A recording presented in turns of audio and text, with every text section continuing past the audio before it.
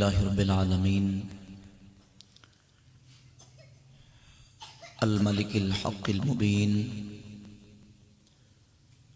اضاء قلوب اولیائہ بالہدی والیقین والصلاة والسلام علی سیدنا و مولانا محمد طہ الامین وعلى آلہ واصحابہ اجمعین اما بعد فاعوذ باللہ من الشیطان الرجیم بسم اللہ الرحمن الرحیم ان اللہ وملائکتہ یصلون علی النبی یا ایہا الذین آمنوا صلوا علیہ وسلموا تسلیما الصلاۃ والسلام علیک یا سیدی یا رسول اللہ وعلی آلک واصحابک یا حبیب اللہ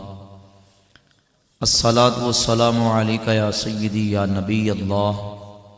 وعلی آلک واصحابک یا سیدی یا رحمت للعالمین مولا صلی وسلم دائما ابدا علی حبیبک خیر الخلق کلہم هو الحبیب الذی ترجى شفاعته لكل حول من الاحوال مقتحم یا رب بالمصطفى بلغ مقاصدنا واغفر لنا ما مضى یا واسع الکرم۔ اللہ رب العالمین جل شانہ کی حمد و ثنا،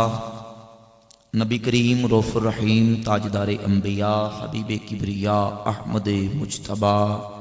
جناب حضرت محمد مصطفیٰ صلی اللہ تعالی علیہ وعلی آلہ واصحابہ وبارک وسلم کی بارگاہ اقدس میں درود و سلام کا نذرانہ پیش کرنے کے بعد معزز و محترم سامعین و حاضرین برادران اسلام بحمدہ تعالی آج ہمارے ماہانہ درس قرآن کی 12ویں نشست میں ہم شرکت کی سعادت حاصل کر رہے ہیں۔ اللہ رب العزت جل شانہ ہمارا آج کی اس درس قرآن کی درس حدیث کی محفل پاک میں شریک ہونا اپنی بارگاہ میں شرف قبولیت عطا فرمائے اور ہمیں صحیح معنوں میں دین اسلام کی تعلیمات کو سمجھنے، اعتقاد رکھنے اور عمل کرنے کی توفیق عطا فرمائے۔ سابقہ درس میں توحید و شرک کے حوالے سے بحمدہ تعالی قرآن و سنت کی روشنی میں بندہ نچیز نے بیان کیا تھا، اسی سلسلے کی ایک کڑی جس پر انشاءاللہ آج ہم بات کریں گے، جو کہ صدیوں سے صحابہ کرام رضی اللہ تعالی عنہم سے لے کر آج تک اہل سنت و جماعت کا معمول اور عقیدہ اور نظریہ ہے۔ برکت اور تبرک کا عقیدہ اور نظریہ، جن چیزوں کی، جن اوقات کی، جن لمحات کی اور جن ساعتوں کی، جن چیزوں کی اللہ کے محبوب بندوں سے نسبت ہو جائے، تعلق ہو جائے، تو محبوبان خدا کے ساتھ تعلق کی وجہ سے اللہ رب العزت اس میں برکتیں رکھ دیتا ہے، اور بحمد تعالی ہم ان کے فیض و برکت پر اعتقاد رکھتے ہیں۔ اسی لیے صحابہ کرام سے لے کر آج تک اہل حق کا یہ نظریہ اور عقیدہ چلا آ رہا ہے کہ محبوبان خدا کے ساتھ نسبت رکھنے والی چیزوں سے برکت لیتے ہیں اور اس سے برکت اور تبرک لینے کو جائز اور مستحسن سمجھتے ہیں۔ اس میں ایک تو بنیادی اور تمہیدی باتیں سمجھنے کی ضرورت ہے ایک تو بنیادی طور پر یہ بات ذہن نشین کر لیں کہ کسی بھی چیز کے اندر حقیقتاً نفع اور نقصان دینے کی ذاتی طور پر کوئی طاقت نہیں، نہ کوئی چیز ذاتی طور پر نفع دے سکتی ہے، نہ ہی ذاتی طور پر نقصان دے سکتی ہے۔ اگر شہد بیماری کا علاج کرتا ہے، شہد میں شفا ہے، تو اس میں اثر اللہ نے رکھا ہے۔ اگر زہر ہلاک کرتی ہے تو اثر اللہ نے رکھا ہے۔ اگر آگ جلاتی ہے تو اللہ نے اثر رکھا ہے۔ پانی اگر ڈبو دیتا ہے تو اس میں اثر بھی اللہ نے رکھا ہے۔ اللہ کی ذات مؤثر حقیقی، مسبب الاسباب ہے، مؤثر اس کی ذات ہے۔ کائنات میں جس چیز میں بھی جو تاثیر موجود ہے، نفع کی ہو یا نقصان کی ہو، وہ تاثیر رکھنے والی ذات اللہ رب العزت کی ذات ہے۔ حقیقتاً کسی چیز میں نفع اور نقصان دینے کی طاقت نہیں، لیکن اللہ رب العزت نے اسباب رکھے ہیں۔ اگر وہ چاہے تو کسی کی بیماری کے لیے دوائی کو شفا بنا دے، وہ چاہے اثر رکھے تو جناب عیسیٰ علیہ السلام کا ہاتھ لگے، بظاہر دوائی کوئی نہیں، لیکن اس ہاتھ لگنے سے ہی اندھوں کو بینائی مل جائے اور کوڑیوں کو شفا مل جائے۔ اور اگر وہ اثر رکھے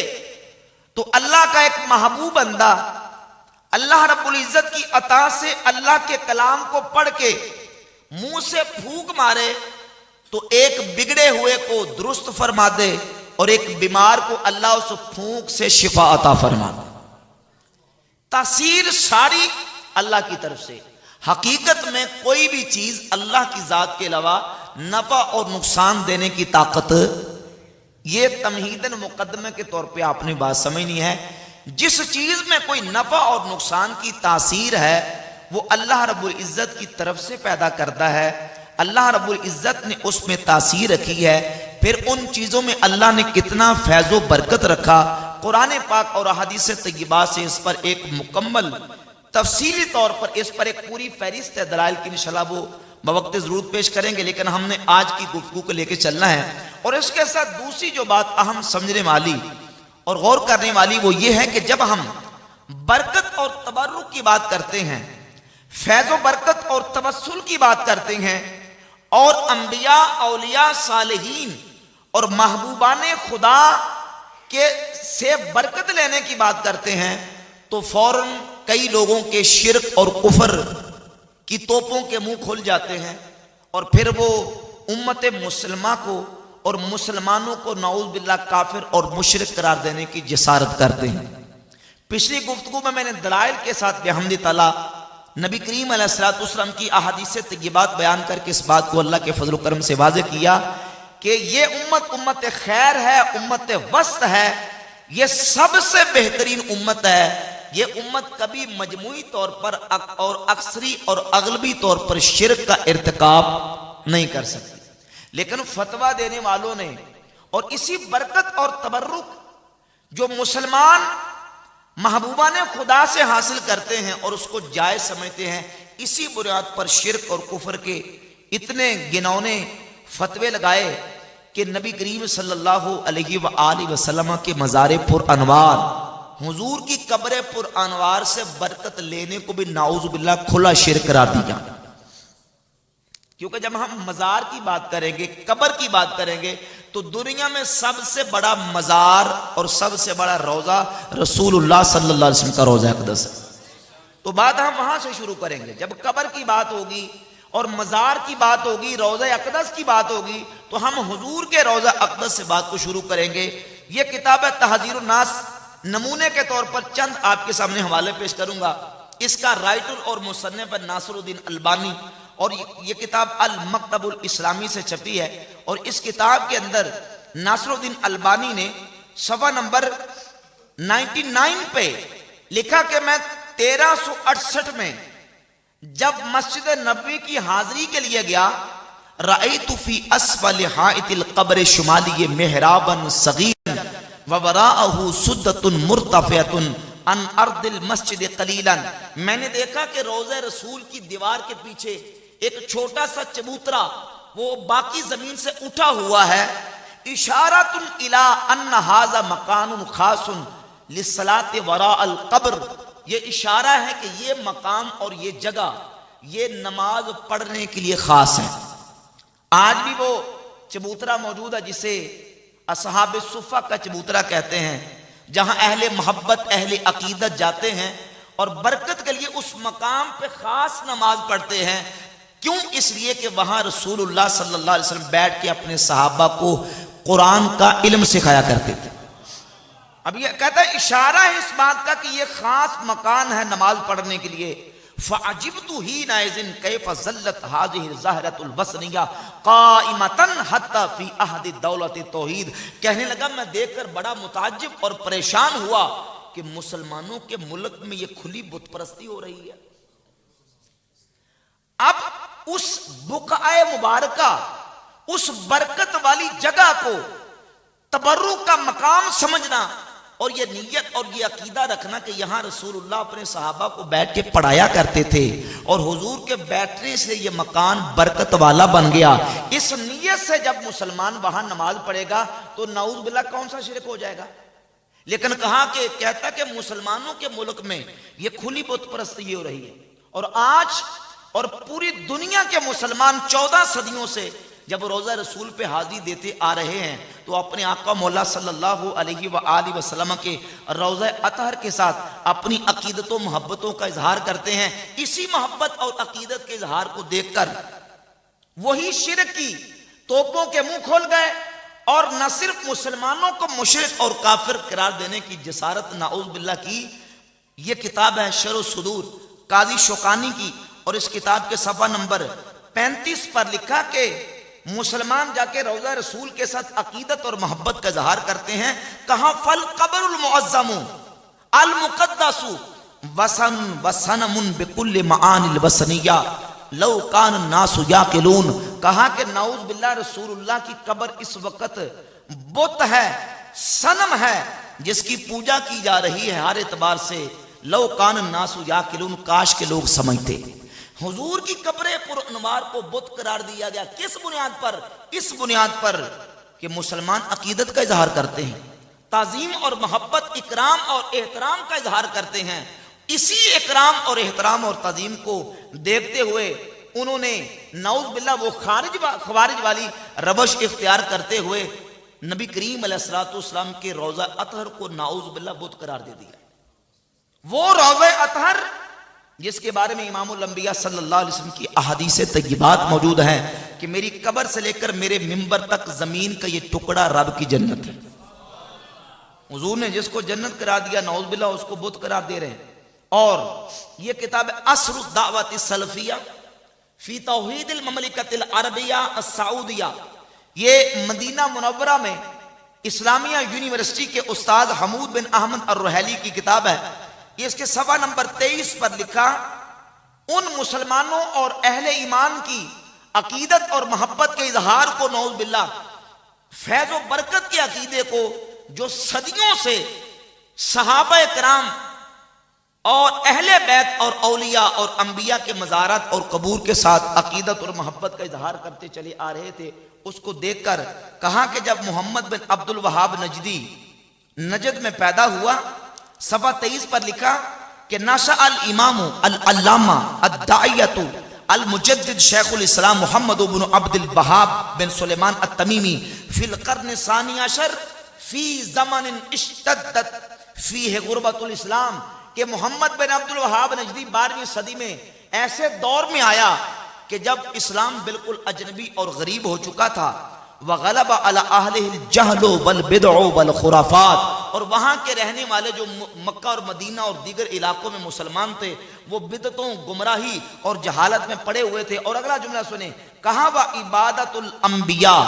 والصالحین والاشجار والاحجار، اور وہاں کے مسلمان نبیوں کی، نیک لوگوں کی اور درختوں کی اور پتھروں کی نعوذ باللہ عبادت کر رہے تھے. نعوذ باللہ تعالی مسلمان ان چیزوں کی عبادت نہیں کرتے تھے، وہ ان کی تعظیم کرتے تھے، ان کا احترام کرتے تھے۔ اب اس احترام، عقیدت اور فیض و برکت کے عقیدے کو اس طبقے نے جب شرک کی رٹ لگا کے مسلمانوں کو مشرک قرار دینے کی کوشش کی، تو یہاں پھر ضرورت ہے کہ اہل ایمان کو اپنے ماضی اور اپنے اسلاف اور اکابرین اور صحابہ اکرام رضی اللہ تعالی عنہم اور نبی کریم علیہ الصلوۃ والسلام کی تعلیمات اور قرآن مجید نے جو فیض و برکت کا نظریہ بیان کیا ہے اس سے باخبر کیا جائے اور اس سے آگاہ کیا جائے کہ اللہ رب العزت جل شانہ جب کسی بندے کو کسی مقام کے ساتھ، کسی مقام کو کسی محبوب بندے کے ساتھ اس کی نسبت کر دیتا ہے تو اس بندے کی برکت سے اللہ اس مقام میں برکتیں رکھ دیتا ہے۔ اب آئیں قرآن مجید فرقان حمید کی چند آیات طیبات میں آپ کے سامنے رکھ کے انشاءاللہ بات کو آگے چلاؤں گا کہ سارے زمانوں کا خالق و مالک اللہ، دن بھی اسی کے، رات بھی اسی کی، زمین بھی اسی نے پیدا کی اور آسمان بھی اسی نے پیدا کیا، لیکن اللہ کریم نے قرآن مجید فرقان حمید کے اندر اپنے بندوں کو بھی برکت والا فرمایا، جگہوں کو بھی برکت والا فرمایا، زمانوں، اوقات اور لمحات کو بھی برکت والا فرمایا۔ قرآن مجید کی سورہ یوسف کی آیت نمبر 93، جناب یوسف علیہ السلام نے اپنے بھائیوں سے کہا کہ یہ میرے بدن پر لگنے والا قمیص، اذهبوا بقمیصی ھذا فالقوه علی وجہ ابی یأتی بصیرا، میرا یہ قمیص لے جاؤ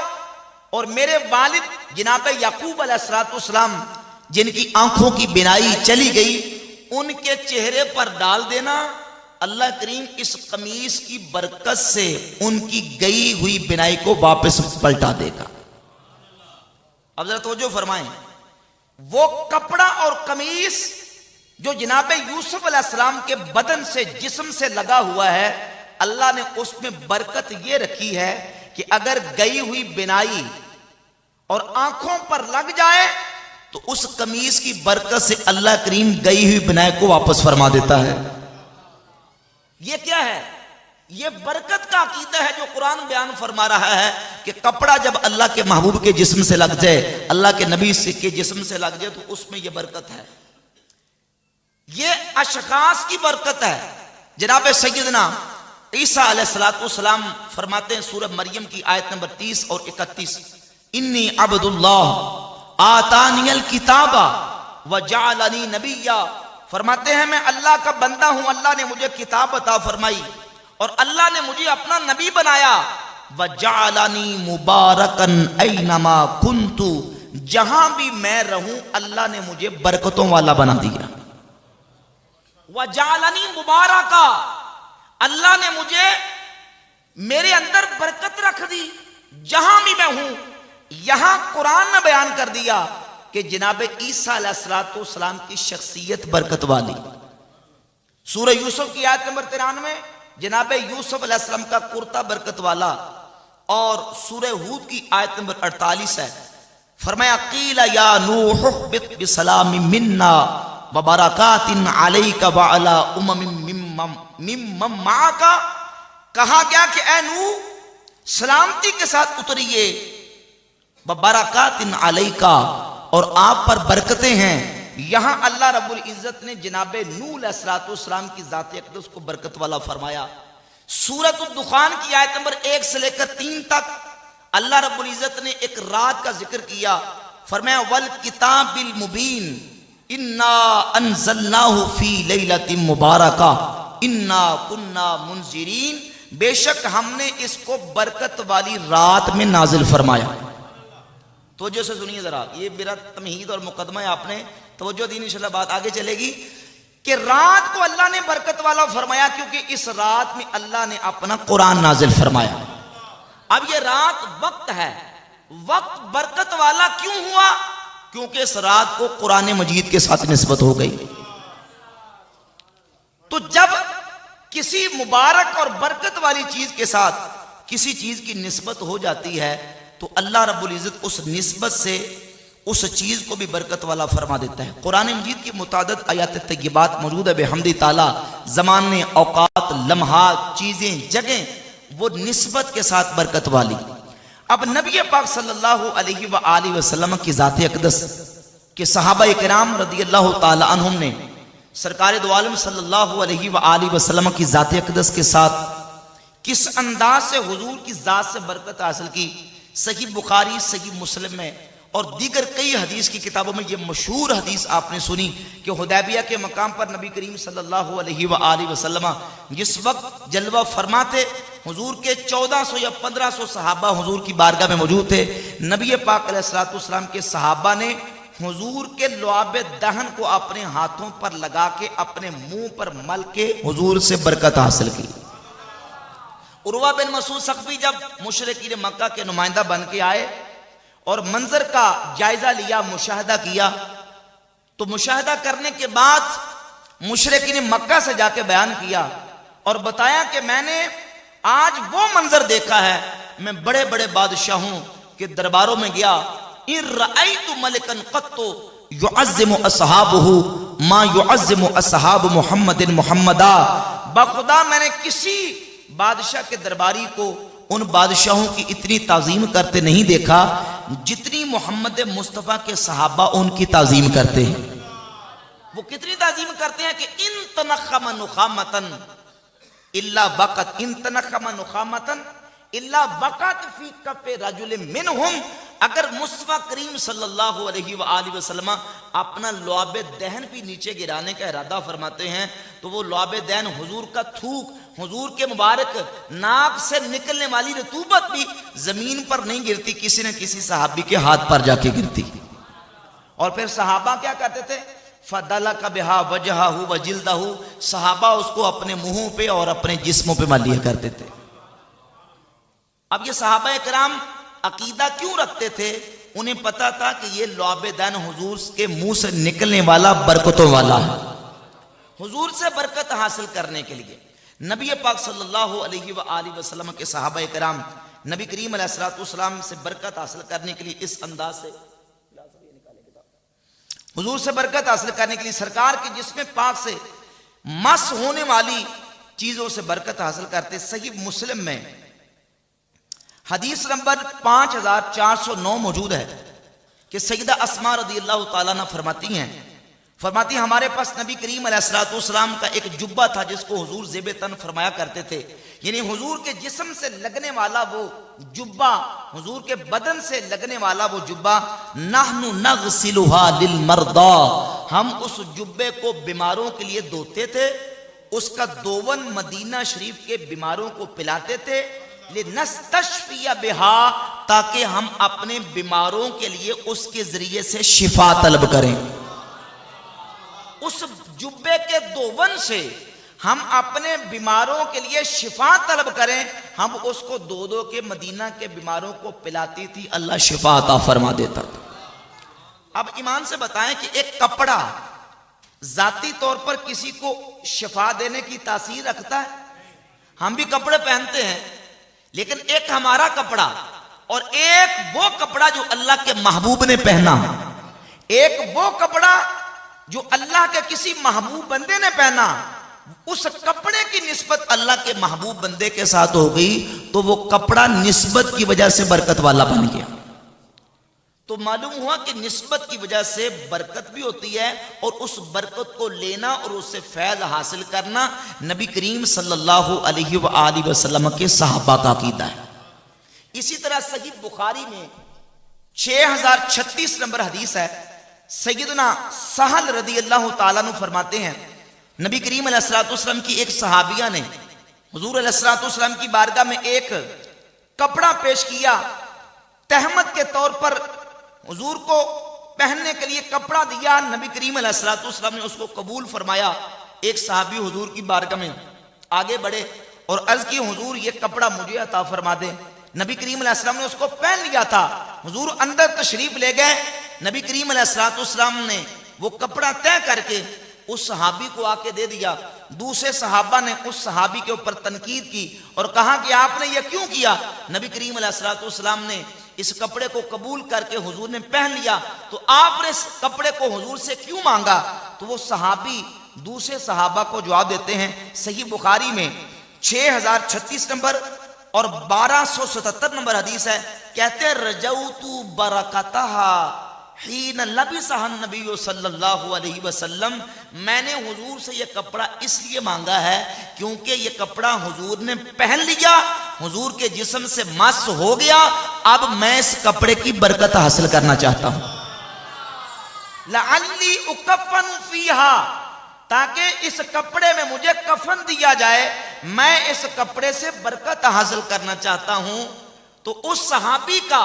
یہ عمل اور عقیدہ بتاتا ہے کہ جو کپڑا رسول اللہ کے جسم سے مس ہو جائے، حضور کے جسم سے لگنے کی وجہ سے رب اس میں برکتیں پیدا فرما دیتا ہے، اس میں فیض رکھ دیتا ہے، برکت رکھ دیتا ہے۔ اور اس طرح کی ایک پورا مضمون احادیث طیبات کا موجود ہے کہ نبی پاک صلی اللہ علیہ وآلہ وسلم کے صحابہ کرام نبی کریم علیہ السلام کے جسم پاک سے مس ہونے والی چیزوں کو، جسم سے لگنے والی چیزوں کو فیض و برکت کا، شفا کا ذریعہ سمجھتے تھے، برکت کا ذریعہ سمجھتے تھے۔ سیدنا امیر معاویہ رضی اللہ تعالیٰ عنہ جس وقت وصال آیا،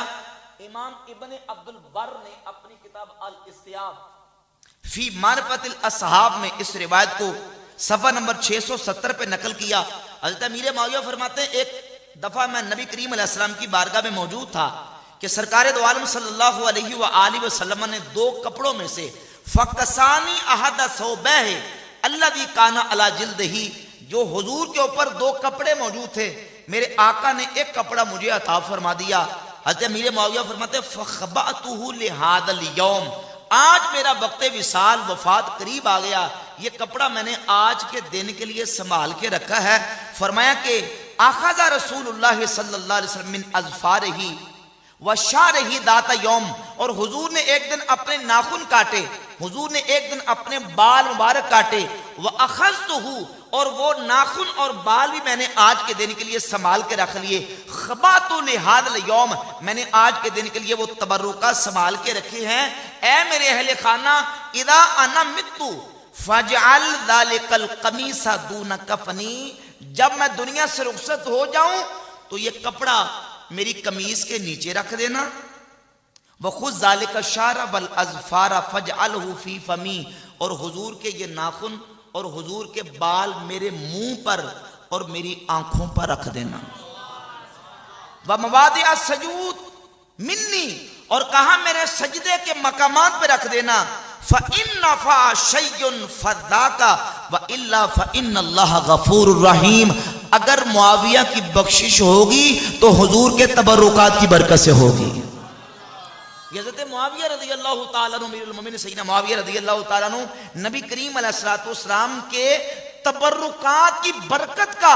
بیان کر رہے ہیں کہ حضور کے جسم پاک سے اترنے والا ناخن اور حضور کے بال مبارک اور حضور کے جسم اور بدن سے لگنے والا کپڑا، یہ تبرک کے طور پر میں نے آج اپنے وقت وفات کے لیے رکھا تھا، آج یہ سارا کچھ میرے جسم کے ساتھ لگا دینا۔ فرماتے ان نفع شیء فذاکا، ان نفع شیء فذاکا، اگر مجھے کوئی فائدہ ہوگا تو اس کی برکت سے فائدہ ہوگا۔ دروشی پڑھے گا۔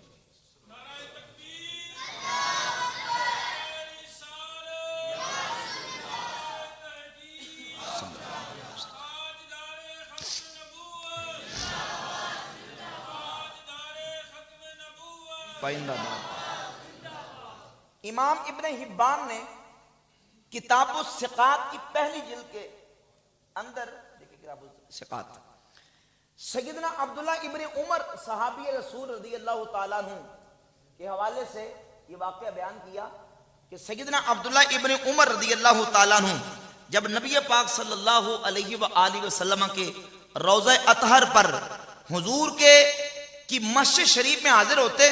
امام ابن حبان رحمہ اللہ نے کتاب الثقات کی جلد نمبر یہ 5 ہے، یہ جلد نمبر 2 ہے، اور کتاب الثقات کی جلد نمبر 2 صفحہ نمبر 7 پر روایت نمبر 13 ذکر فرمائی، عبداللہ بن عمر محب السنہ صحابی رسول جب حضور کی مسجد نبی شریف میں جاتے تو ابن ابی ذئب کہتے ہیں رأیت ابن عمر وضع یدہ علی مقعد النبی صلی اللہ علیہ وسلم من المنبر. عبداللہ بن عمر نبی کریم علیہ السلام کے ممبر کے قریب جاتے اور حضور ممبر کی جس سیڑھی پر بیٹھا کرتے تھے عبداللہ بن عمر وضعہا علی ثم وضعہا علی وجہہ اپنے ہاتھوں کو ممبر کی اس سیڑھی پر پھیرتے اور پھر اپنے ہاتھوں پہ اپنے منہ پہ ملیا کرتے تھے. اب صحیح مسلم سے ابھی حدیث میں نے آپ کے سامنے بیان کی کہ حضرت اسماء فرماتی ہیں ہم کپڑے دھو کے حضور کا جبہ دھو کے دوون بیماروں کو پلاتی اللہ شفا عطا فرماتا تھا. عبداللہ بن عمر صحابی حضور کے بدن سے لگنے والی لکڑی کو ہاتھ پھیرتے اور ہاتھ پھیر کے اپنے منہ پہ مال لیتے تھے کیونکہ اس لکڑی کو جب حضور سے نسبت ہو گئی تو رب نے اس میں برکتیں پیدا فرماتا. اب کہ صحابہ کرام رضی اللہ تعالیٰ عنہ کا عقیدہ اور نظریہ آپ ملاحظہ کریں کہ وہ نبی کریم علیہ السلام کی ذات اقدس کے ساتھ نسبت رکھنے والی چیزوں کا کس قدر ادب کرتے احترام کرتے اور ان سے فیض و برکت رکھنے کا عقیدہ رکھتے تھے. صحیح بخاری میں امام بخاری رحمۃ اللہ تعالی علیہ نے 3700 نمبر 3700 نمبر حدیث بیان کی. سیدنا عمر فاروق رضی اللہ تعالیٰ عنہ کہ جس وقت زخم لگا اور وقت شہادت قریب آ گیا تو سیدنا عمر فاروق رضی اللہ تعالیٰ عنہ نے اپنے بیٹے عبداللہ بن عمر رضی اللہ تعالیٰ عنہ کو بھیجا اور کہا کہ جائیں اور اما عائشہ صدیقہ رضی اللہ تعالیٰ عنہ سے پوچھ کے آئیں کہ عمر کہتے ہیں کہ اگر مجھے اجازت مل جائے سیدہ عائشہ کی طرف سے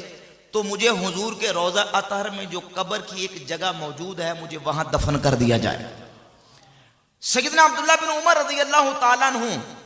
سیدہ عائشہ صدیقہ رضی اللہ تعالیٰ عنہ سے پوچھ کے آئے. اما عائشہ صدیقہ رضی اللہ تعالیٰ عنہ نے ان کو اجازت دے دی تو جا کے حضرت عمر کو عبداللہ بن عمر نے بیان کیا بتایا تو سیدنا عمر فاروق کے کلمات سنے. فرمایا الحمدللہ ما کان من شیء اہم الی من ذالک. فرماتے ہیں کہ تمام خوبیاں اللہ کے لیے ہیں اس سے بڑھ کر میرے لیے کوئی اہم چیز نہیں تھی کہ مجھے روضہ رسول میں دفن ہونے کی جگہ مل جائے. یہ حدیث صحیح بخاری میں 3700 نمبر موجود ہے. اس حدیث کی شرح کرتے ہوئے امام ابن حجر اسقلانی رحمۃ اللہ تعالی علیہ المتوفی 852 ہجری جو کہ صحیح بخاری کے بڑے مشہور اور مستند شارح ہیں اسی حدیث کی شرح میں وہ لکھتے ہیں کہ سیدنا عمر فاروق رضی اللہ تعالی عنہ نے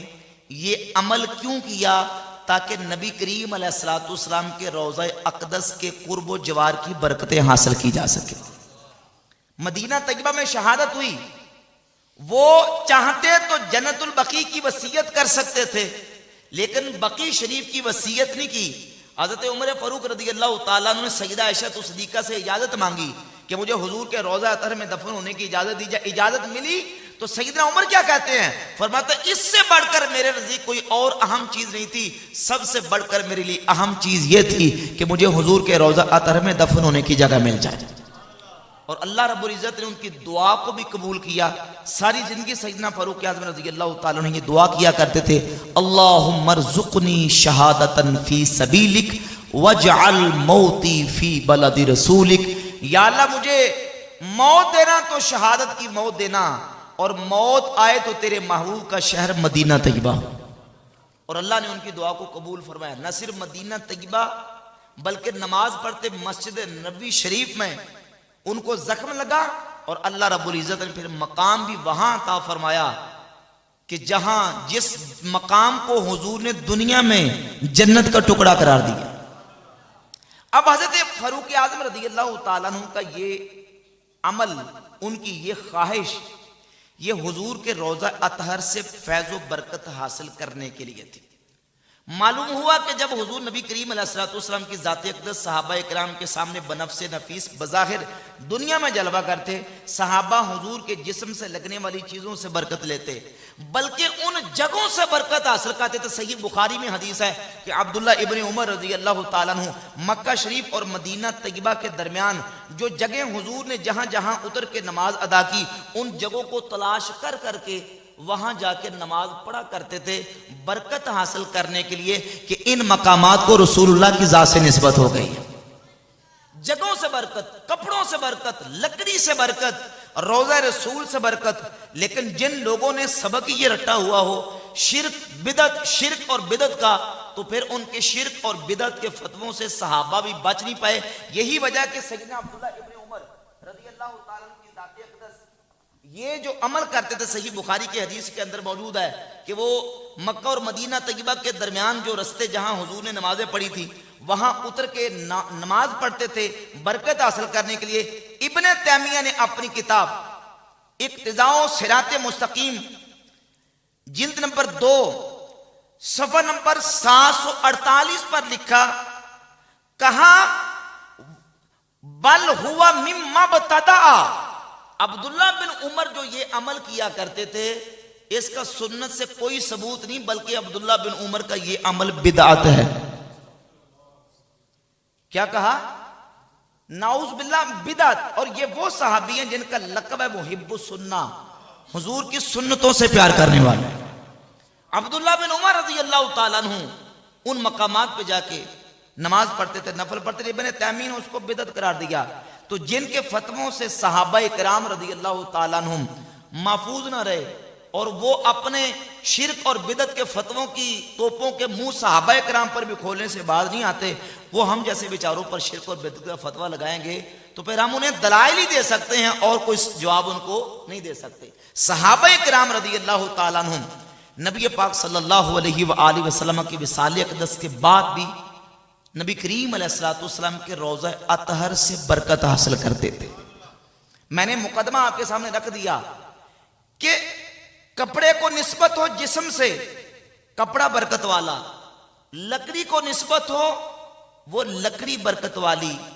جگہ کو نسبت ہو وہ جگہ برکت والی۔ تو جس جسم سے یہ چیزیں مس ہو کے برکت والی بن جائیں، جس قبر میں وہ جسم بنفس نفیس موجود ہوگا، اس قبر پر انوار کی برکتوں کا کیا عالم ہوگا۔ جہاں حضور بجسم ہی جلوہ فرما ہے،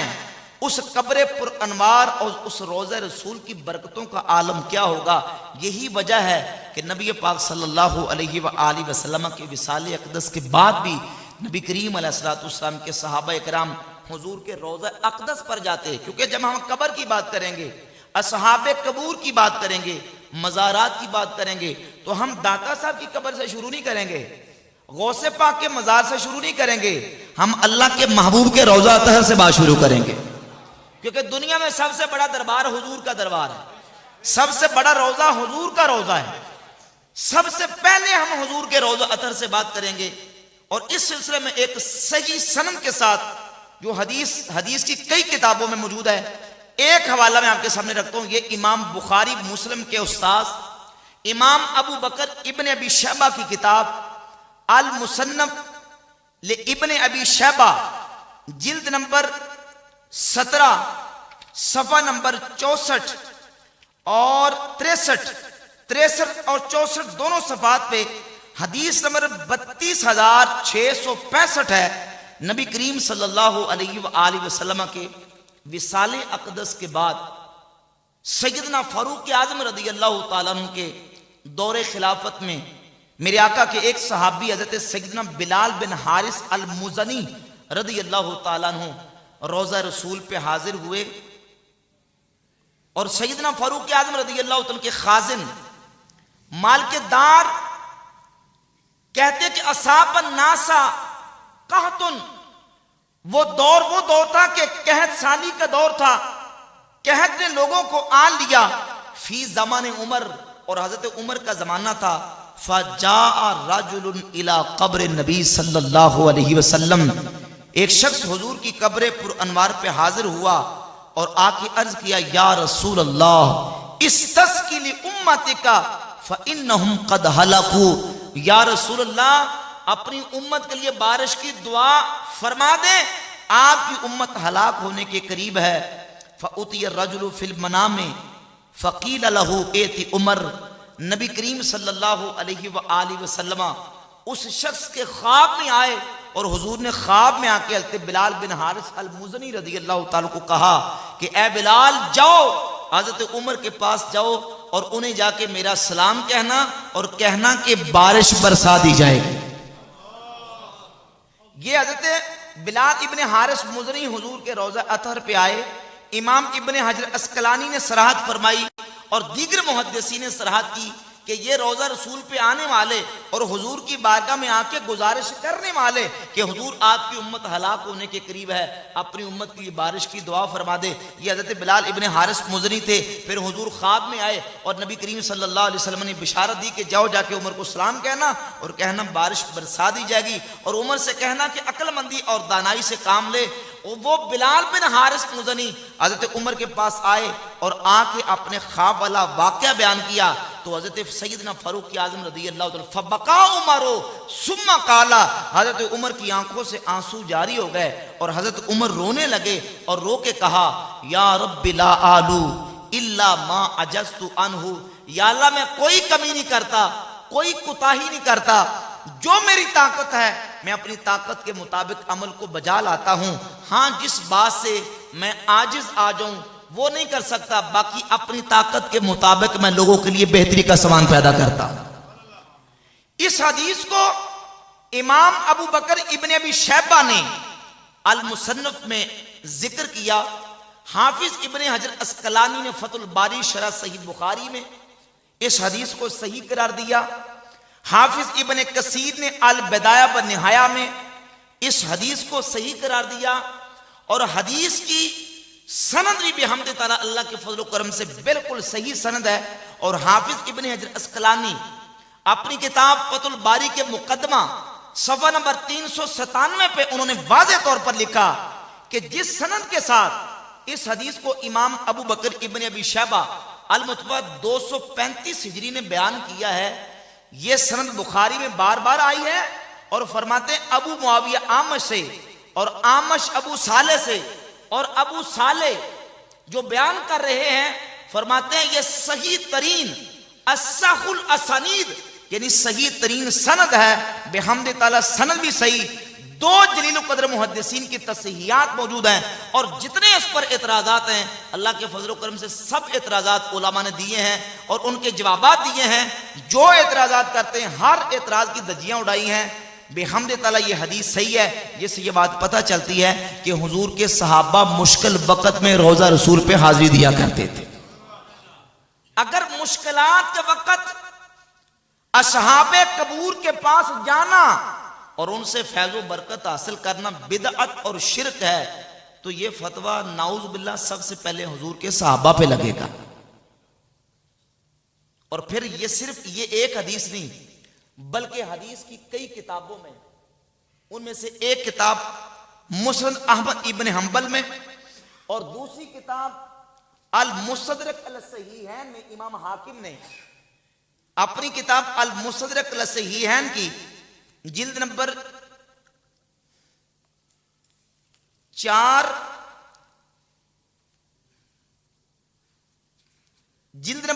صفحہ نمبر 173 اور حدیث نمبر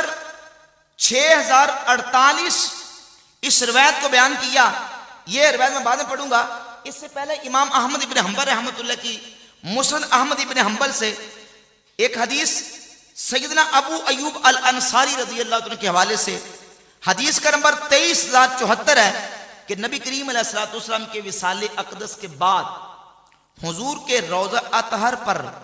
ایک شخص آیا، اقبل مروان یوبن، مروان مسجد نبی شریف میں آیا اور دیکھا کہ فوجد رجلا واضعا وجهه علی القبر، ایک شخص کو دیکھا کہ ایک شخص نے اپنا چہرہ حضور کی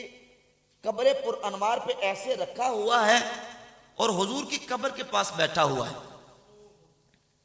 فقالا، تو مروان نے آ کے کہا اتدری ما تسنا، اے قبر رسول پر اپنا سر رکھ کے بیٹھنے والے، تو جانتا تو کیا کر رہا ہے؟ فاقبل علیہ فاذا ہوا ابو ایوب، جب اس سر رکھ کے بیٹھنے والے نے اپنا سر اٹھایا تو وہ کوئی عام شخص نہیں تھا، وہ میزبان رسول حضرت ابو ایوب انصاری رضی اللہ تعالی۔ قال نام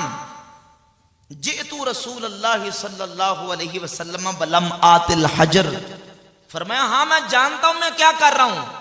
میں پتھر کے پاس نہیں آیا، میں اللہ کے رسول کے پاس حاضر ہوا ہوں۔ صحابی نے جواب دیا مروان کو کہ میں کسی پتھر کے پاس نہیں کہ جہاں سے کوئی فائدہ نہیں ہونا، میں حضور کی بارگاہ میں آیا ہوں اور میں نے روضہ رسول پہ اپنا سر رکھا ہے حضور کی قبر سے فیض و برکت حاصل کرنے کے لیے، میں کسی پتھر کے پاس نہیں آیا، میں حضور کے پاس آیا ہوں۔ سمعت رسول اللہ صلی اللہ علیہ وسلم یقول، میں نے اللہ کے رسول صلی اللہ علیہ وسلم سے سنا ہے، حضور فرماتے تھے لا تبقوا علی الدین اذا ولیہ اہلہ، جب دین، فرمایا کہ ایسے اس موقع پر رو نا، دین پر تم نے رونا نہیں ہے جب دین کا والی اہل شخص بنے، فرمایا تم اس وقت رونا جب دین کا والی وہ شخص بن جائے جو نا اہل قسم کا شخص ہے۔ یعنی ٹونٹ کی حضرت ابو ایوب انصاری رضی اللہ تعالیٰ عنہ نے مروان کو اور کہا کہ تم ہمیں سناتے ہو اور سکھاتے ہو، بتاتے ہو کہ ہم نے کیا کرنا کیا نہیں کرنا، اور حضور کے روضہ اطہر کے ساتھ کس طرح عقیدت کا اظہار کرنا کس طرح اظہار نہیں کرنا۔ فرماتے آتی رسول اللہ ولم آت الحجر، میں کسی پتھر کے پاس نہیں آیا، میں روضہ رسول پہ حاضر ہوا۔ اس حدیث کو امام حاکم نے المستدرک میں ذکر کیا اور مستدرک میں امام حاکم نے اس حدیث کو صحیح قرار دیا، امام ذہبی نے تلخیص میں اس کو صحیح قرار دیا۔ بحمد تعالیٰ اس حدیث سے صحابی رسول سیدنا ابو ایوب انصاری رضی اللہ تعالیٰ عنہ کا نبی کریم علیہ الصلوۃ والسلام کے روضہ اطہر سے حضور کی قبر پر انوار سے فیض و برکت لینے کا عقیدہ واضح ہو کے اہل سنت کے عقیدے پر مہر تصدیق ثبت ہو گئی کہ جس مزار پر انوار کی نسبت حضور کے ساتھ ہے، جس قبر کا تعلق میرے مصطفیٰ کے ساتھ ہے، اللہ نے اس قبر میں انوار و برکات رکھی ہوئی ہے۔ ایک اور حدیث صحابی رسول محبوب رسول سیدنا اسامہ بن زید رضی اللہ تعالیٰ عنہ کے حوالے سے امام ابن حبان نے صحیح ابن حبان میں حدیث نمبر 5694 ذکر کی، اور یہ اسامہ بن زید پتہ کون صحابی ہیں؟ یہ حضور کے محبوب صحابی ہیں۔ جامع ترمذی میں صحیح حدیث ہے کہ سیدنا مولا علی مظہر خدا اور سیدنا حضرت عباس ابن عبد المطلب نبی کریم علیہ الصلوۃ والسلام کے چچا دونوں حضور کی بارگاہ میں آئے، اجازت مانگی، حضور نے اجازت عطا فرمائی، حضور کی بارگاہ میں آ کے عرض کرتے ہیں یا رسول اللہ، یہ فرمایا کہ آپ کو سب سے زیادہ محبوب کون ہے؟ تو میرے آقا نے فرمایا مجھے سب سے زیادہ محبوب میری بیٹی فاطمہ الزہرا ہے۔ آج کے حضور ہمارا مقصد یہ ہے کہ مردوں میں سے آپ کو سب سے زیادہ محبوب کون ہے؟ اسامہ بن زید حضور کی بارگاہ میں حضور کے قریب کھڑے تھے، فرمایا مردوں میں سب سے زیادہ مجھے پیارے اور میرے محبوب اسامہ بن زید رضی اللہ عنہ۔ یہ اسامہ بن زید نبی کریم علیہ السلام کے روضہ اطہر پہ حاضر ہوئے اور کیا کر رہے ہیں؟ رأیت اسامہ بن زید، عبید اللہ بن عبداللہ کہتے ہیں میں نے اسامہ بن زید کو دیکھا یصلی عند قبر رسول اللہ صلی اللہ علیہ وسلم، اسامہ بن زید حضور کی قبر کے قریب ہو کے نماز پڑھ رہے تھے، قبر کے قریب ہو کے نماز پڑھے تھے۔ مروان آ گیا، خرج مروان بن الحکم فقال تصلی الی قبرہ، کہا اسامہ تم قبر کی طرف منہ کر کے نماز پڑھ رہے ہو؟ تو حضرت اسامہ بن زید نے کہا انی احبہ، فقال لہو قولا قبیحا، یعنی گویا کہ اسامہ بن زید نے کہا مروان پیچھے ہٹ جا، میں حضور کی قبر کے پاس کھڑے ہو کے نماز اس لیے پڑھ رہا ہوں کیونکہ میں حضور سے پیار بڑا کرتا ہوں۔ انی احبہ، میں حضور سے محبت کرتا ہوں، اس محبت کی وجہ سے میں حضور کے قریب ہو کے روضہ اقدس اور قبر پر انوار کے قریب ہو کے نماز پڑھ رہا ہوں۔ تو قال لہ قولا قبیحا، تو مروان نے کوئی بری بات اسامہ بن زید محبوب رسول کے بارے میں کہی۔ ثم ادبر فانصرف اسامہ، تو وہ بھی چلا گیا، اسامہ بن زید چلے گئے۔ تو کہا یا مروان انک آذیتنی، اے مروان تو نے یہ قول کبھی کر کے مجھے تکلیف دی ہے۔ انی سمعت رسول اللہ صلی اللہ علیہ وسلم یقول، میں نے اللہ کے محبوب صلی اللہ علیہ وسلم سے سنا، حضور نے فرمایا تھا ان اللہ یبغض الفاحش المتفحش، اللہ فوش بولنے والے کو ناپسند کرتا ہے۔ وَإِنَّكَ فَاحِشٌ مُتَفَحِشٌ، اور تو فوش گوئی کرنے والا ہے، لہذا رب تجھے بھی ناپسند کرتا ہے۔ یہ کون تھے؟ حضور کی قبر پر انوار کے قریب آ کے نماز پڑھنے والے حضرت اسامہ بن زید۔ ابو ایوب انصاری کا واقعہ صحیح واقعہ مسند احمد مصدق صحیحین سے پیش کیا۔ صحیح ابن حبان کی 5694 نمبر حدیث میں اسامہ بن زید کا واقعہ روضہ رسول سے برکتیں حاصل کرنے کا، اور ایک اور واقعہ جس کو علامہ سمہودی نے اپنی کتاب وفاء الوفا میں ابن عساکر سے نقل کیا کہ جس وقت سیدنا عمر فاروق رضی اللہ تعالیٰ کے دور خلافت میں سیدنا بلال حبشی رضی اللہ تعالیٰ عنہ ملک شام سیٹل ہو گئے، وہاں رہائش پذیر ہو گئے۔ تو ایک دن میرے آقا کریم صلی اللہ علیہ وآلہ وسلم حضور حضرت بلال حبشی کی خواب میں تشریف لے آئے۔ علامہ سمہودی نے وفاء الوفا کی جلد نمبر 4 صفحہ نمبر 182 پر الباب الثامن الفصل الثانی فی بقیت ادلت الزیارہ، اس باب کے تحت ذکر کر کے لکھا رواہ ابن عساکر بسند جید، ابن عساکر محدث نے تاریخ دمشق میں جید سند کے ساتھ اس حدیث کو بیان کیا۔ ابو دردہ رضی اللہ تعالیٰ عنہ راوی ہیں کہ سیدنا بلال حبشی کی خواب میں امام الانبیاء صلی اللہ علیہ وسلم تشریف لے کے آئے، اور حضور نبی کریم علیہ السلام نے آ کے فرمایا ما حاضر الجفوۃ یا بلال، اے بلال یہ بے رخی کہ تم آ کے ملک شام سیٹل ہو گئے ہو اور ہم سے ملنے نہیں آتے۔ اما آن لک ان تزورنی یا بلال، بلال تم ہماری زیارت کے لیے مدینہ نہیں آؤ گے؟ فانتبہوا حزینا وجلا خائفا، حضرت بلال حبشی رضی اللہ تعالیٰ عنہ جس وقت بیدار ہوئے تو بڑے خوف زدہ تھے، ڈرے ہوئے خوف زدہ۔ فراکب راحلتہ وقصد المدینہ، حضرت بلال نے اپنی سواری تیار کی اور فوراً مدینہ شریف کی طرف رخت سفر باندھا۔ فاتا قبر النبی صلی اللہ علیہ وسلم، اور حضور کی قبر پر انوار پہ حاضر ہو گئے۔ اب انداز دیکھیے، جب حضور کی قبر پر انوار پہ حاضر ہوئے فجعل یبکی عندہ ویمرغ وجہہ علیہ،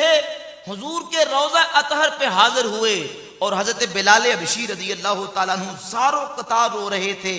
یبکی عندہ رو رہے تھے، اور اپنا چہرہ حضور کی قبر پر انوار کے ساتھ اس طرح مس کر رہے تھے، اپنا چہرہ حضور کی قبر کے ساتھ اس طرح لوٹ پھوٹ ہو رہے تھے۔ فاقبل الحسن والحسین رضی اللہ عنہما، امام حسن اور امام حسین اسی اثنا میں آئے۔ فجعل یذمہما ویقبلہما، اور حضرت امام حسن و حسین جب آئے تو سیدنا بلال حبشی رضی اللہ تعالیٰ عنہ ان کے ساتھ چمٹ گئے اور چمٹ کے ان کو بوسے دینے لگے۔ فقال لہو، اور حسنین کریمین نے حضرت بلال سے کہا یا بلال نشتہی ان نسمع اذانک الذی کنت تؤذن بہ لرسول اللہ صلی اللہ علیہ وسلم فی المسجد، اے بلال آج ہم چاہتے ہیں کہ جس طرح آپ حضور کے سامنے مسجد نبوی میں اذان پڑھا کرتے تھے، آج حضور کے روضہ اطہر کے قریب حضور کی مسجد میں ہمیں اذان سنائیں۔ فعلا سطح المسجد، حضرت سیدنا بلال حبشی اوپر چڑھ گئے، فوقف موقفہ الذی کان یقف فیہ، تو جہاں حضور کے مبارک زمانے میں چڑھ کے اذان دیا کرتے تھے وہاں چڑھ کے اذان دی. فلما ان قال اللہ اکبر اللہ اکبر ارتجت المدینہ، جب بلال حبشی نے اللہ اکبر کی صدائیں بلند کی پورا مدینہ لرز گیا. فلما ان قال اشہد ان لا الہ الا اللہ ازدادت رجتها، جس وقت اشہد ان لا الہ الا اللہ پڑھے پہنچے تو مدینہ شریف کہ در و دوار لرزنا شروع ہو گئے. فلما ان قال اشہد ان محمد رسول اللہ صلی اللہ علیہ وسلم خرجت العواتق من خدورہن، بلال حبشی حضور کے نام اقدس پر پہنچے، اشہد ان محمد رسول اللہ صلی اللہ علیہ وسلم کے کلمہ طیبہ پر پہنچے تو مدینہ کی باپردہ عورتیں گھروں سے باہر آ گئیں. وقالوا بعث رسول اللہ صلی اللہ علیہ وسلم، اور مدینہ کے گلی کوچوں میں لوگ پکارنا شروع ہو گئے رسول اللہ مبعوث ہو گئے، رسول اللہ صلی اللہ علیہ وسلم کا زمانہ واپس لوٹ آیا. فما رؤی یوم اکثر باقیا ولا باقیتا بالمدینہ بعد رسول اللہ صلی اللہ علیہ وسلم من ذالک اليوم. صحابہ کہتے ہیں یہ وہ دن تھا کہ مدینہ کے لوگ حضور کے فراق میں اور نبی کریم علیہ السلام کی محبت میں اتنا روئے کہ آج سے پہلے سوائے حضور کے وصال اقدس کے دن کبھی مدینہ کے لوگ اتنا نہیں روئے جتنا بلال حبشی رضی اللہ تعالیٰ کے اذان دینے کے وقت روئے. تو سیدنا بلال رضی اللہ تعالیٰ نے اس موقع پر اذان دی. امام سمہودی کہتے ہیں کہ جید سند کے ساتھ ابن عساکر نے اس کو اپنی تاریخ دمشق میں نقل کیا، اور اس میں جو اصل مستدل اس حدیث اور واقعے سے وہ یہ ہے کہ حضرت بلال حضور کے روضہ اطہر پہ آئے، آ کے نبی کریم علیہ السلام کے روضہ اطہر پہ روئے، وَيُمَرِّغُ وَجْهَهُ عَلَيْهِ، اور اپنا چہرہ حضور کے روضہ کو مس کر کر کے حضور کی قبر پر انوار سے برکتیں حاصل کرتے رہے. بحمدہ تعالیٰ یہ برکت و تبرک کا اور توسل کا عقیدہ اور نظریہ اللہ کے فضل و کرم سے ہم اہل سنت و جماعت کو حضور کے صحابہ سے ملا ہے. اس کو شرک اور کفر کہہ کے اہل سنت و جماعت کے عقیدے کی مخالفت کرنا، یہ اہل سنت و جماعت کے اوپر فتوی شرک داغنا نہیں، بلکہ ان ڈائریکٹ نبی کریم علیہ السلام کے صحابہ کرام رضی اللہ تعالیٰ عنہ پر فتوی شرک ہے، نعوذ باللہ تعالیٰ. اور نبی پاک صلی اللہ علیہ وآلہ وسلم کے صحابہ کی اس طرح کے 20 واقعات اور 20 اس طرح کی روایات اور بحمد تعالیٰ احادیث موجود ہیں جس سے پتہ چلتا ہے کہ حضور کے صحابہ حضور کے روضہ اطہر سے برکتیں لیتے تھے. یہ امام دارمی محدث اپنی کتاب سنن دارمی جلد نمبر 1 صفحہ نمبر 56 پر، یہ امام دارمی امام بخاری مسلم کے ہم اثر ہیں، 255 میں فوت ہوئے. باب کا عنوان اور ہیڈنگ یہ لکھتے ہیں باب ما اکرم اللہ تعالی نبیہ صلی اللہ علیہ وسلم بعد موتہ، باب اس بات کا بیان کہ اللہ نے اپنے نبی کو وفات دینے کے بعد جو عزتیں عطا فرمائی ہیں. توجہ کریں ذرا،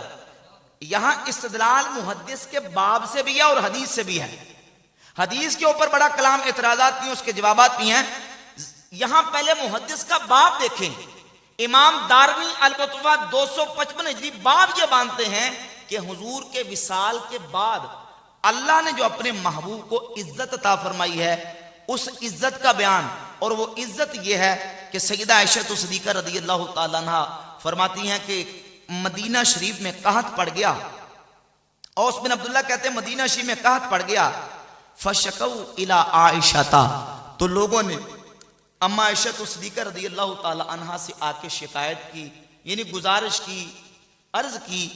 کہ کچھ کرم فرمائیں. تو سیدہ عائشہ ام المومنین نے فرمایا دیکھتے کیا ہو،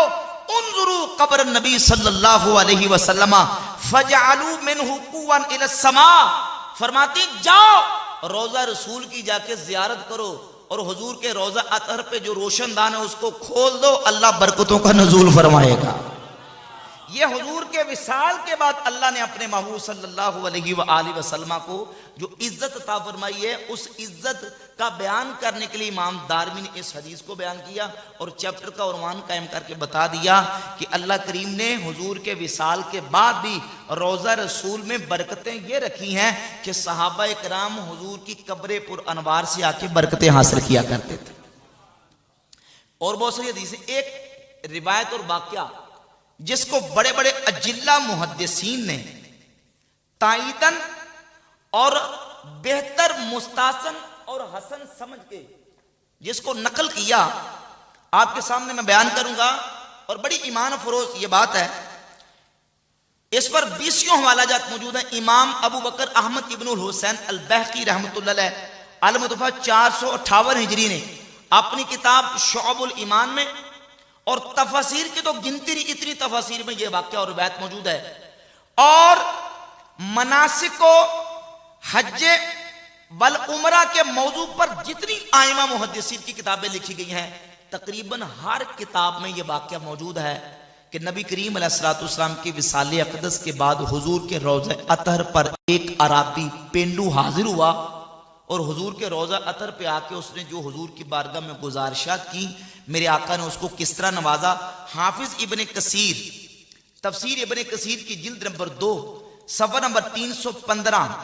سورۃ النساء کی آیت نمبر 64 اور 65 کے تحت لکھتے ہیں، کہتے ہیں قد ذکر جماعت محدثین کی اس واقعے کو ذکر کرنے والی ہے۔ ابن کثیر کہتے ہیں محدثین کی جماعت نے ذکر کیا،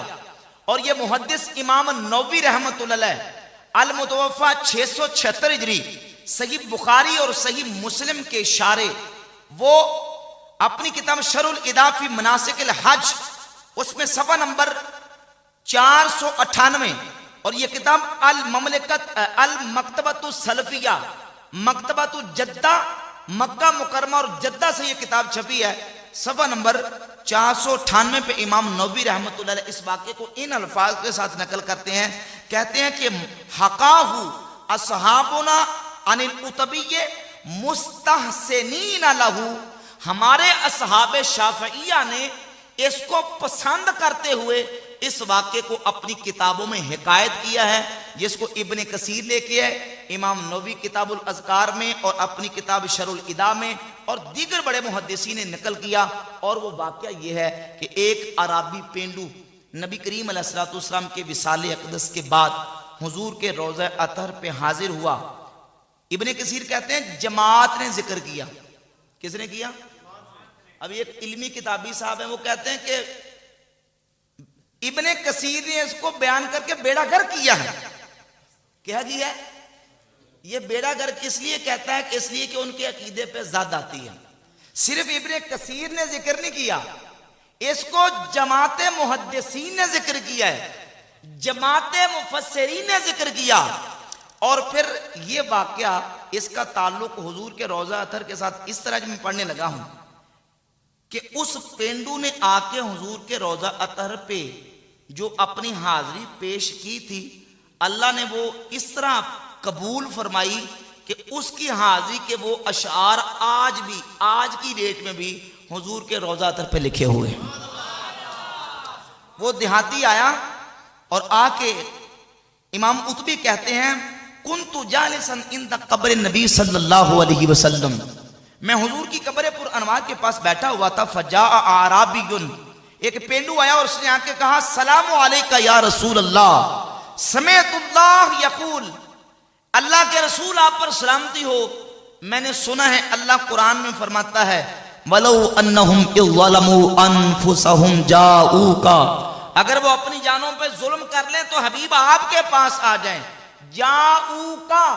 آپ کے پاس آ جائیں، فاستغفر اللہ، پس وہ اللہ سے بخشش طلب کریں، واستغفر لهم الرسول، اور رسول ان کے لیے پھر اللہ سے بخشش طلب کریں، لا وجد اللہ تواب الرحیم، تو یقیناً وہ اللہ کو توبہ قبول کرنے والا، رحم کرنے والا پائیں گے۔ وقد جئتک مستغفرا لذنبی، حضور میں اپنی گناہوں کی بخشش کروانے کے لیے آپ کی بارگاہ میں حاضر ہو گیا ہوں، مستشفیا بک الی ربی،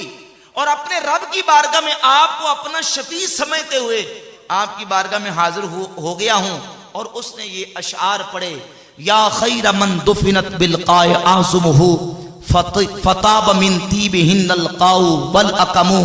نفس الفداء لقبر انت ساکنہ فیہ العفاف وفیہ الجود والکرم. ثم انصرف الاعرابی، اپنی حاضری پیش کر کے سرکار کی بارگاہ میں عریضہ پیش کر کے امام قطبی کہتے ہیں جب وہ عرابی پینڈو چلا گیا،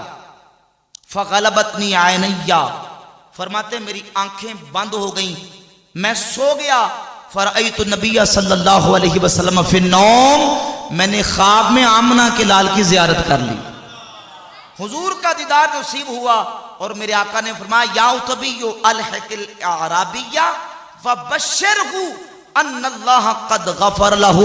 اے عتبی اٹھو بیدار ہو اور جا کے اس پینڈو دیہاتی کو بتا دو کہ خوشخبری ہو تمہارے لیے، اللہ نے تمہارے گناہوں کو معاف فرما دیا. جماعت محدثین نے اس واقعے کو ذکر کیا اور مناسک حج والعمرہ کے موضوع پر شوافع، حنابلہ اور احناف ائمہ محدثین کی جتنی کتابیں ہیں اور فقہ حنبلی کی موت پر کتاب المغنی ابن قدامہ اٹھا کر دیکھ لیں. امام نووی شافعی ہیں، ان کی کتاب کتاب الاذکار اور یہ کتابیں جن کے میں حوالے پیش کروں اٹھا کر دیکھ لیں. تمام ائمہ محدثین نے اس واقعے کو مستحسن سمجھ کے ذکر کیا. اس سے یہ عقیدہ بھی واضح ہوا کہ حضور کے روضہ اطہر پہ جا کے حضور کی بارگاہ میں عرض کرنا کہ یا رسول اللہ آپ ہمارے شفیع ہیں، آپ ہماری رب کی بارگاہ میں شفاعت کر دیں، یہ اللہ کے ان محبوب بندوں کا طریقہ ہے کہ جو ہمارے اسلاف ہیں اور جو اہل سنت و جماعت کے عقیدے پہ چلے آ رہے ہیں. آج بھی بحمد تعالیٰ روضہ رسول پہ یہ اشعار لکھے ہوئے آپ کو نظر آئیں گے. ابھی آپ نیٹ سے سرچ کر لیں، کھول لیں، اور حضور کا معاجہ شریف، اس کے سامنے جو 2 پلر ہیں سبز اور وائٹ کلر کے، ان پلروں کے اوپر یہ اشعار لکھے ہوئے، یا خیر من دفنت بالقاء اعظمہ فطاب من طیبہن القاء والاقم نفس الفداء لقبر انت ساکنہ فیہ العفاف وفیہ الجود والکرم.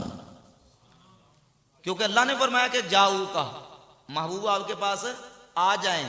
اور رب سے آ کے بخشش مانگیں اور آپ ان کی شفاعت کر دیں تو رب ان کو معاف فرما دے گا. اعلیٰ حضرت عظیم البرکت مجدد دین و ملت اشاع امام احمد رضا خان محدث بریلی رحمت اللہ فرماتے ہیں کہ آپ فرماتے ہیں مجرم بلائے آئے ہیں، جاؤ کا ہے گواہ، مجرم بلائے آئے ہیں، جاؤ کا ہے گواہ، مجرم بلائے آئے ہیں، جاؤ کا ہے گواہ، پھر رد ہو کب یہ شان کریموں کے در کی ہے، پھر رد ہو کب یہ شان کریموں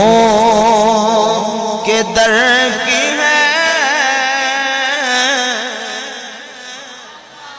تو بحمد تعالیٰ یہ سارے واقعات ائمہ محدثین نے احادیث کی کتابوں میں ذکر کی. اس کے اوپر پورا انبار ہے دلائل کا اللہ کے فضل و کرم سے، صحابہ اکرام سے، پھر تابعین سے اتباع تابعین، ائمہ مجتہدین، محدثین، علماء، مفسرین کا ایک پورا دفتر اللہ کے فضل و کرم سے کہ جو اصحاب قبور سے فیض و برکت کے قائل تھے اور اس کو مستحب جانتے تھے، اور امام بخاری سے لے کر ابن حبان تک، ابن حبان سے لے کر ابن خزیمہ تک، امام حاکم سے لے کر امام ذہبی تک، ذہبی سے لے کر ابن حجر اسقلانی تک بحمد تعالی اللہ کے فضل و کرم سے ہم حوالہ جات پیش کر سکتے ہیں کہ یہ تمام ائمہ اس فیض و برکت کے قائل تھے.